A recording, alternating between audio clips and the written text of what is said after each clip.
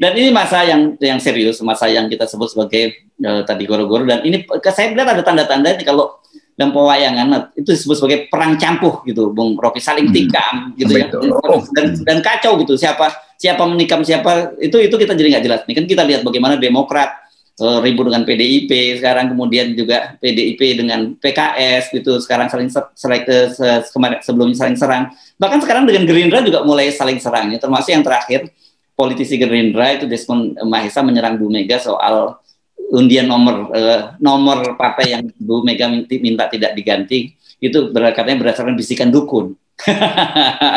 agak menarik karena yang biasanya kita gelap kalau dukun itu biasanya melekat dengan Pak Jokowi, kenapa sekarang dilekatkan ke Bu Mega juga gitu. Ya buat kita enak nonton, kan ini hal yang kita prediksi dari beberapa semester lalu akan terjadi kekacauan. Ya, bahkan kita sebut saling amputasi di dalam elit itu. Tadi apa istilah campuh ya, perang campuh ini namanya ya. Perang campuh. Ada istilah lain di dalam Khazanah Barat namanya semua melawan semua, bellum omnium contra omnes. Itu bahasa Latinnya begitu tuh. Di dalam buku Leviathan dari Thomas Hobbes gambarkan begitu, bahwa akan terjadi setiap orang melawan sesamanya itu. Bellum omnium contra omnes. Jadi kira-kira itu hal yang biasa dalam sejarah. Perang campuh dalam pewayangan kita juga diteliti dengan baik oleh Thomas Hobbes tentang watak kekuasaan. Jadi ketika tidak ada lagi semacam aturan etis, maka semua orang akan melawan semua orang. Itu yang terjadi itu. Jadi betul-betul yang sekarang itu betul perang campuh betul, atau kembalinya situasi Leviathan di dalam politik Indonesia melalui analisis filosofi dari Thomas Hobbes.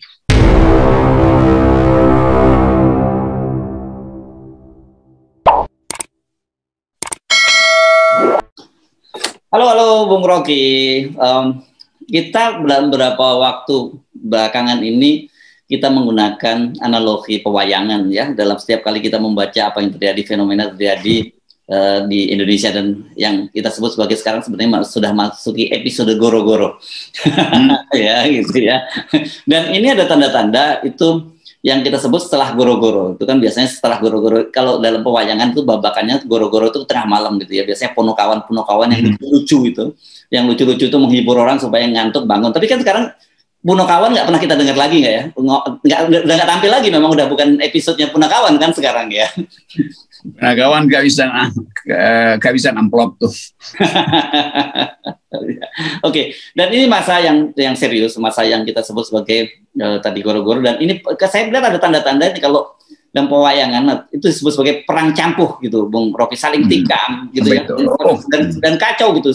Siapa menikam siapa itu kita jadi nggak jelas. Ini kan kita lihat bagaimana Demokrat ribut dengan PDIP sekarang, kemudian juga PDIP dengan PKS gitu, sekarang sebelumnya saling serang. Bahkan sekarang dengan Gerindra juga mulai saling serang. Ya. Termasuk yang terakhir politisi Gerindra itu Desmond Mahesa menyerang Bu Mega soal undian nomor partai yang Bu Mega minta tidak diganti, itu katanya berdasarkan bisikan dukun.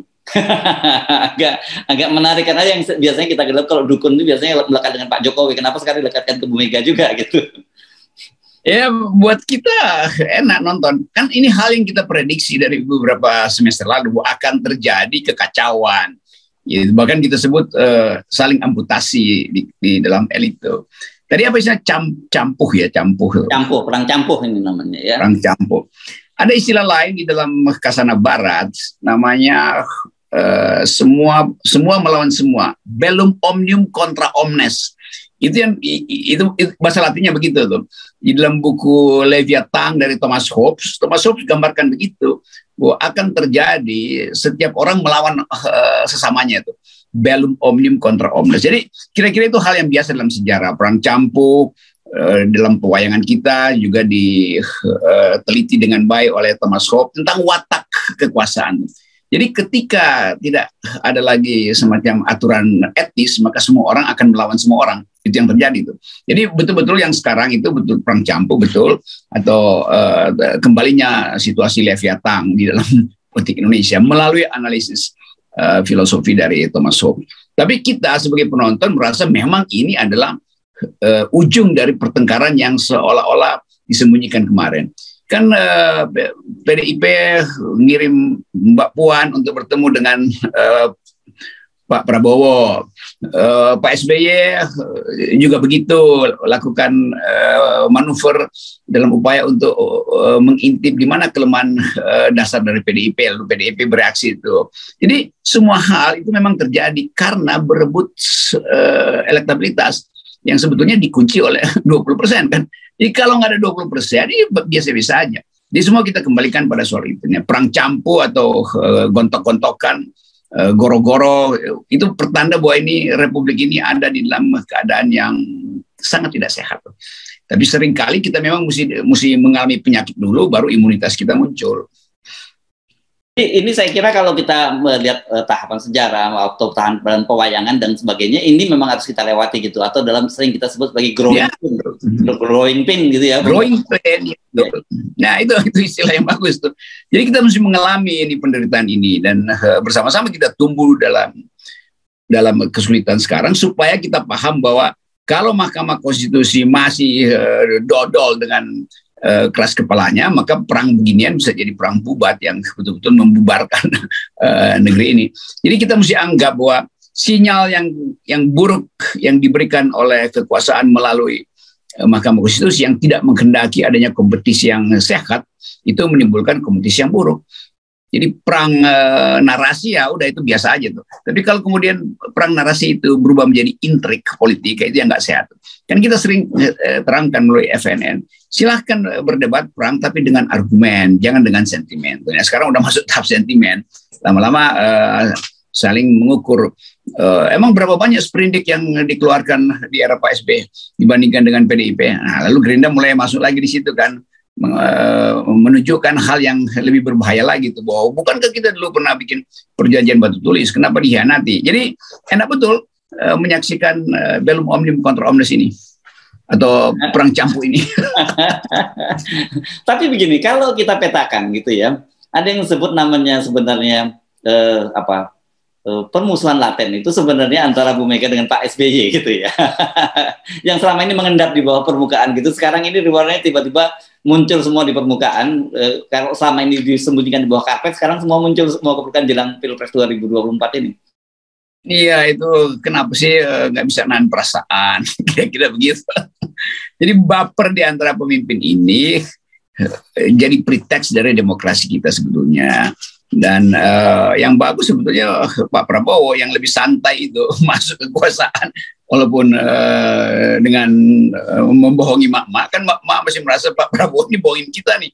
Tapi mungkin Prabowo punya hitungan strategis waktu itu bahwa ya udahlah daripada cekcok di ujung, tapi pada akhirnya juga cekcok juga karena Gerindra tetap merasa ada sesuatu yang tidak jujur pada PDIP itu, yang udah berkali-kali Pak Prabowo ketemu Bu Mega, ternyata Dewan Kolonel yang dibuat. Oke, soal Pak dengan Pak SBY ini, mengapa begitu jadi sangat personal ya, Bung Rocky ya? Ya, saya anggap itu AHY mungkin membaca ini cara yang paling bagus untuk menguji daya tahan Demokrat. Kan Demokrat lagi lakukan kaderisasi bagus di daerah, lalu mau diuji nih, udah kuat belum? Jadi sebagai ketua umum tentu AHY cari celah untuk menguji. Kalau kita kuat, maka kayak kita teruskan. Jadi sebetulnya setiap kali dikritik balik oleh PDIP, ya Demokrat makin kuat justru kan. Ya, kenapa? Ya karena ini era PDIP, jadi nggak ada gunanya PDIP mengingatkan era SBY. SBY udah diterima laporan pertanggungjawabannya tuh, dan sudah dicatat dalam sejarah, udah selesai periode itu. Kalau Pak Jokowi masih punya masalah dengan catatan-catatan pembangunan yang gagal, dan itu jadi beban PDIP kan PDIP yang ngusung Pak Jokowi. Jadi ada semacam schizofreni pada PDIP itu, keterbelahan jiwa tuh. Dia mau jalan terus dengan mengandalkan data yang dia punya. Orang tahu bahwa data itu justru yang tidak dipakai oleh Pak Jokowi.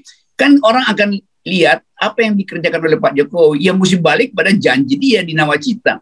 Kan semua janji itu kan nggak ada. Jadi kalau bilang berhasil bikin kereta cepat segala macam, nggak ada kok di Nawacita. Berhasil membangun ibu kota, itu nggak pernah dijanjikan oleh Pak Jokowi. Jadi PDIP dapat beban ganda tuh. Secara psikologi dia mesti membela Pak Jokowi, padahal Ibu Mega lagi berseberangan dengan Pak Jokowi. Terjepitlah di situ PDIP. Maka PDIP kelihatan marah-marah betul tuh. Semua kader dikerahkan untuk ngepung Agus Harimurti. Ya. Tapi ini bagi Demokrat jadi semacam apa ya? Semacam shadow boxing gitu ya? Atau masih pertandingan amatir lah kalau sudah mulai bertanding pun gitu ya, belum masuk ke kompetisi profesionalnya. Ini baru bunga-bunganya aja tuh, buat manasin panggung, dan kelihatannya kader-kader Demokrat lagi gembira aja tuh, main-main dengan TikTok, main-main dengan narasi-narasi yang ringkes tapi menohok tuh. Nah, narasi itu nggak ada pada PDIP.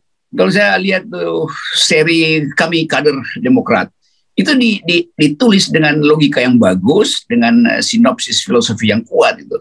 Nah, PDIP justru taruh juru bicara tuh, itu bedanya tuh. Kan orang akan lihat, wah narasi PDIP kok ngamuk aja kan. Itu bedanya gitu. Nah, semakin PDIP ngamuk, semakin terangsang kader-kader PDIP untuk membuli balik dengan konsep yang kuat. Itu bedanya di situ lah. Itu beda IQ kira-kira tuh.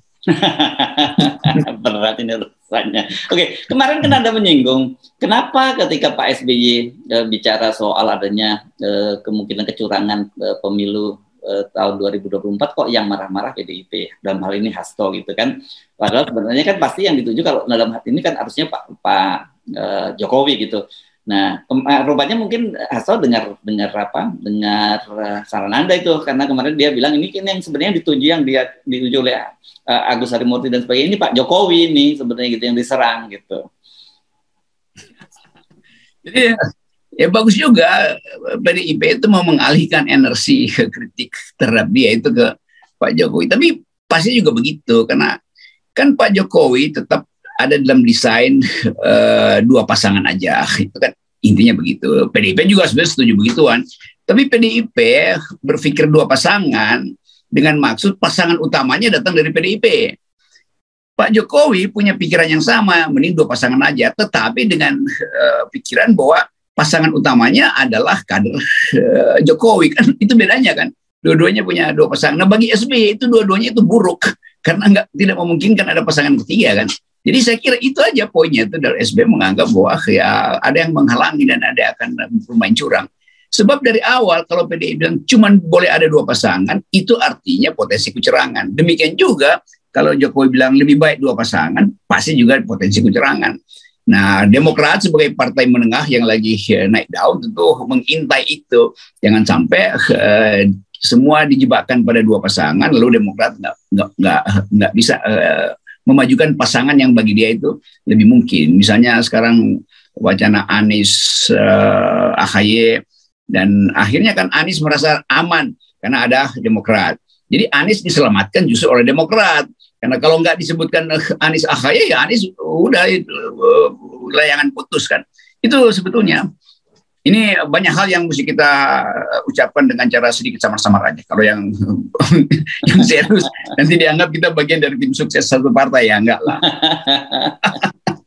Oke, tapi gini ya, meskipun ini tanda-tanda ada pecah kongsi antara Pak Jokowi dengan PDIP itu sangat kuat, tapi tetap saja saya yakin dalam kalkulasi PDIP itu akan lebih menguntungkan kalau Pak Jokowi itu ditarik kembali ke kubunya Ibu Megawati ya. Karena bagaimanapun juga akan ada justifikasinya sebagai kader partai. Gitu.